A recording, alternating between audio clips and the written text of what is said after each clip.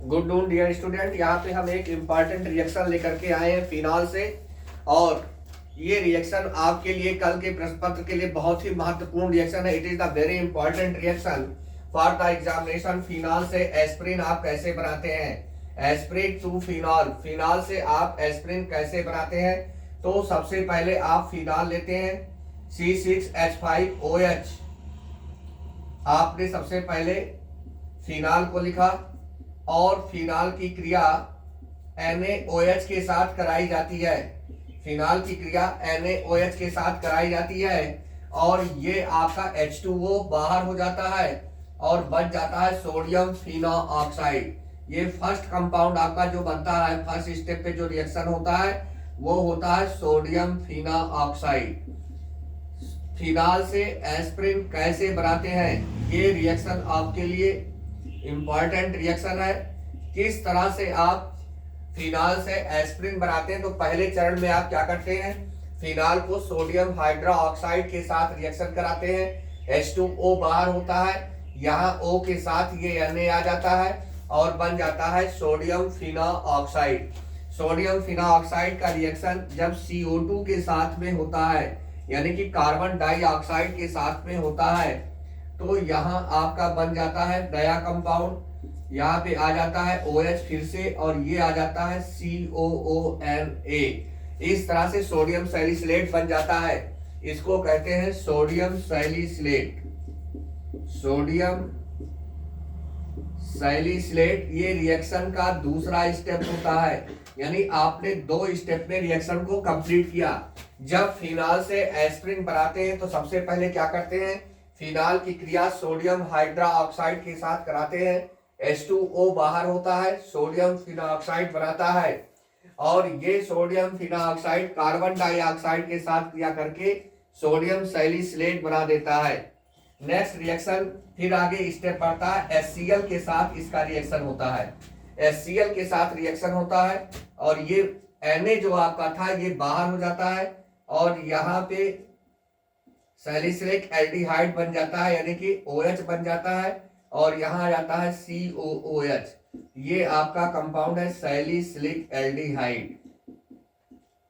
अगर आपसे एग्जाम में केवल इतना पूछा जा रहा है कि फिनॉल से सैलिसिलिक एल्डिहाइड कैसे बनाते हैं, तो आप रिएक्शन को यहां तक ला सकते हैं। सबसे पहले क्या होता है, फर्स्ट स्टेप में जब रिएक्शन होता है, फिनॉल सोडियम हाइड्रोक्साइड के साथ क्रिया करता है, सोडियम फिनोऑक्साइड बनाता है। इसके बाद सोडियम फिनोऑक्साइड CO2 के साथ क्रिया करके क्या बना देता है, सोडियम सैलिसिलेट बनाता है।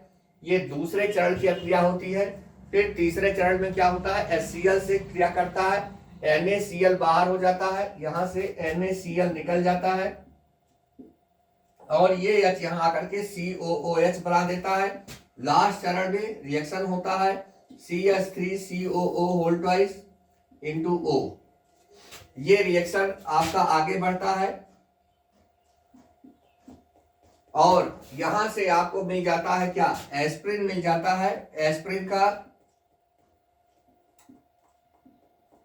OCOCH3COOH ये आपका एस्प्रिन होता है।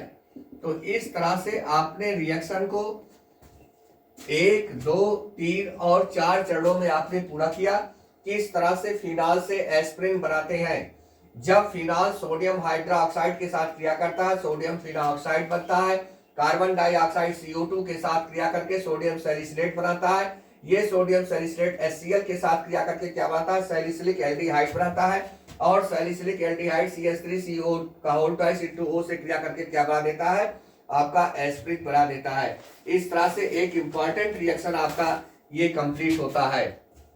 इसके बाद हम आपको दूसरा रिएक्शन दे रहे हैं, फिनॉल से आप बेंजीन कैसे बनाते हैं। फिनॉल से आप बेंजीन कैसे बनाते हैं, दूसरा रिएक्शन हमारा फिनॉल से बेंजीन, यानी कि अब आपको पढ़ना है बेंजीन टू फिनॉल।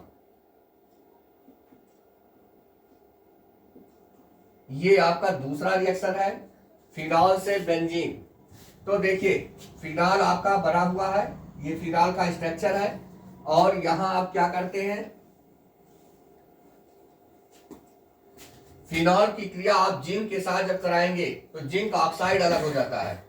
फिनॉल की क्रिया जब जिंक से होती है तो ZnO अलग हो जाता है और यहां आ जाता है आपका बेंजीन। ये C6H6 फॉर्म कर देता है और ZnO अलग हो जाता है। ये फिनॉल का दूसरा रिएक्शन है। फिनॉल से बेंजीन आप कैसे प्राप्त करते हैं।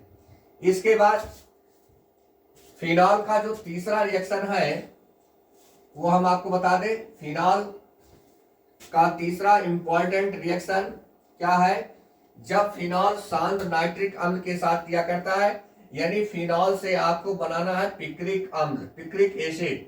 How to obtain picric acid from phenol, ये आपका तीसरा रिएक्शन है। जब फिनॉल,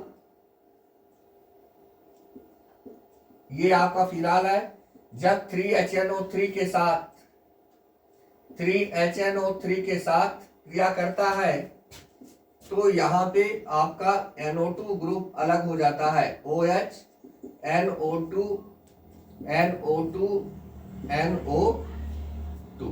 तो इस तरह से आप ये रिएक्शन कंप्लीट कर सकते हैं। Thank you. इन 3 रिएक्शन के साथ ये क्लास क्लोज की जाती है।